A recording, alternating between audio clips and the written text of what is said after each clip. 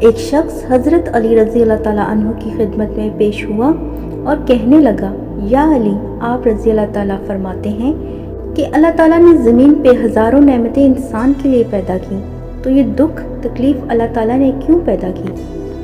حضرت علی نے فرمایا، اے اللہ کے بندے، شکر کرو کہ اللہ تعالیٰ نے دکھ کو پیدا کیا۔ اللہ تعالیٰ کی عظیم نعمتوں میں سے یہ ایک نعمت ہے۔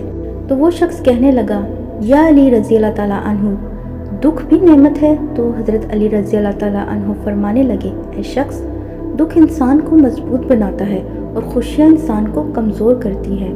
اللہ تعالیٰ جس انسان کو نوازنا چاہتا ہے، عظیم مقام دینا چاہتا ہے، تو اسے دکھ، تکلیف اور درد کی راہ بخشتا ہے، تاکہ وہ مضبوط بن کے اتنا سیکھ لے کہ اپنی منزل تک جا پہنچے۔